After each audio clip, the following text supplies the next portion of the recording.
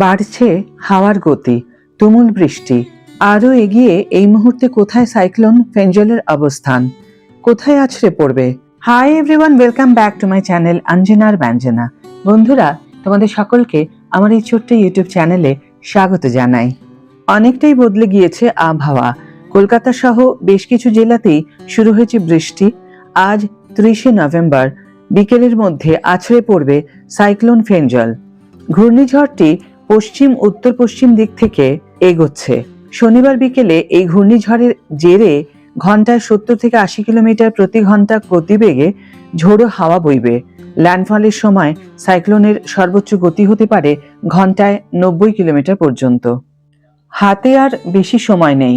সকাল থেকে অনেকটাই বদলে গিয়েছে আবহাওয়া। কলকাতা সহ বেশ কিছু জেলাতেই শুরু হয়েছে বৃষ্টি। আজ 30শে নভেম্বর বিকেলের মধ্যে আছড়ে পড়বে এই সাইক্লোন ফেঞ্জল। শুক্রবার ভারতীয় সময় সন্ধ্যা 5:30টায় সাইক্লোনে পরিণত হয়েছে। এই ঘূর্ণিঝড় পশ্চিম উত্তর পশ্চিম দিকে এগোচ্ছে। শনিবার বিকেলে এই ঘূর্ণিঝড়ের জেরে ঘন্টায় 70 থেকে 80 কিলোমিটার প্রতি ঘন্টা গতিবেগে ঝোড়ো হাওয়া বইবে।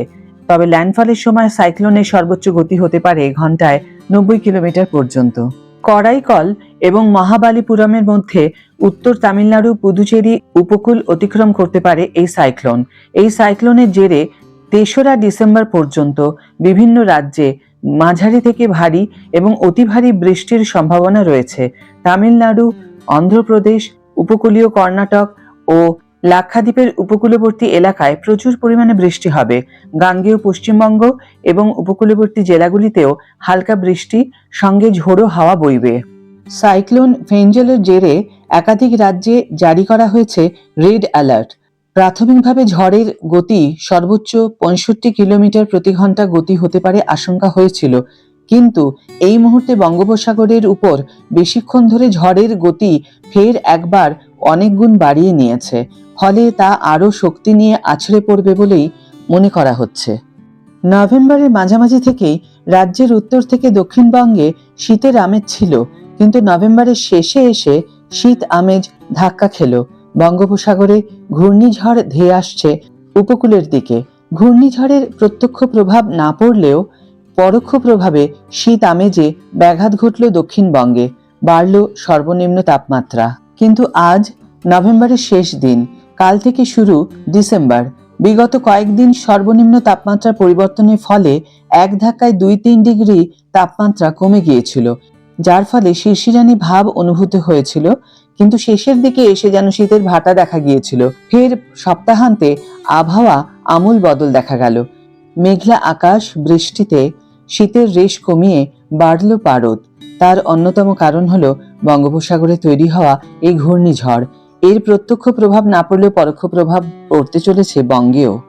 মৌসুম ভবনের তরফে জানানো হয়েছে, আজ অর্থাৎ শনিবার সন্ধ্যায় তামিলনাড়ু, পন্ডিচেরি, অন্ধ্রপ্রদেশের দক্ষিণ উপকূলে আঘাত হানতে পারে সাইক্লোন ফেঞ্জল। গত 6 ঘন্টায় 7 কিলোমিটার প্রতি ঘন্টায় উত্তর থেকে উত্তর পশ্চিমে সরছে এই ঘূর্ণিঝড়ের গতিপথ। তবে ল্যান্ডফলের আগে একটি শক্তিশালী ঘূর্ণিঝড় হিসেবে সর্বোচ্চ 90 কিলোমিটার প্রতি ঘন্টা বেগ হতে পারে এই ঘূর্ণিঝড়ের। ইতিমধ্যেই তামিলনাড়ু, অন্ধ্রপ্রদেশের একাধিক জেলায় অতি ভারী বৃষ্টিপাতের সতর্কতা জারি হয়েছে। আগামী 24 ঘন্টায় আবহাওয়া চরমতর পর্যায়ে পৌঁছতে পারে বলে আশঙ্কা প্রকাশ করা হচ্ছে। তাই গতকাল অর্থাৎ শুক্রবার থেকেই চেন্নাই, চেঙ্গালপাট্টু এবং কুড্ডালোরে স্কুল ও কলেজ বন্ধ হয়ে গিয়েছে। এদিকে এই ঝড়ের পরোক্ষ প্রভাব পড়বে বাংলার মাটিতেও। জানা গিয়েছে, আজ থেকে সোমবার পর্যন্ত আকাশ মেঘলাই থাকবে। পশ্চিমবঙ্গের উপকূলবর্তী 4 জেলায় ভারী বৃষ্টিপাত হতে পারে।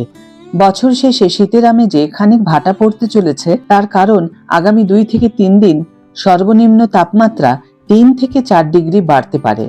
তাই নভেম্বরের শেষে এসে তাপমাত্রা আবার খানিক বেড়েছে।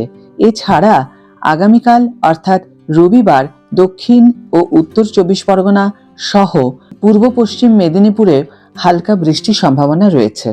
এদিকে উত্তরবঙ্গে দার্জিলিং, কালিম্পং, জলপাইগুড়ি, আলিপুরদুয়ার, কোচবিহার, উত্তর দিনাজপুর, দক্ষিণ দিনাজপুর এবং মালদার আবহাওয়া শুষ্কই থাকবে আগামী 5ই ডিসেম্বর পর্যন্ত। কোথাও কোনো বৃষ্টির সম্ভাবনা নেই এর মধ্যে। তবে এর মধ্যে বেশ কিছু জেলায় হালকা থেকে মাঝারি কুয়াশা থাকতে পারে সকালের দিকে। ঘন কুয়াশার সতর্কতা জারি করা হয়নি। বন্ধুরা, এই হলো আবহাওয়ার লেটেস্ট আপডেট। আজকের ভিডিও এখানে শেষ করছি। ভিডিও যদি ভালো লেগে থাকে তাহলে অবশ্যই একটা ছোট্ট করে লাইক দিও, শেয়ার করো বন্ধুদের সাথে, কমেন্ট করে জানিও তোমাদের মতামত। যারা এখন আমার চ্যানেলটিকে সাবস্ক্রাইব করোনি তারা অবশ্যই চ্যানেলটিকে সাবস্ক্রাইব করে আমার পাশে থেকো। আর যারা অলরেডি সাবস্ক্রাইব করে দিয়েছো তাদের জন্য আমার অনেক অনেক অনেক ভালোবাসা এবং অনেক ধন্যবাদ। আজ তাহলে বিদায় বন্ধু, দেখা হবে পরের ভিডিওতে। ভালো থেকো, সুস্থ থেকো।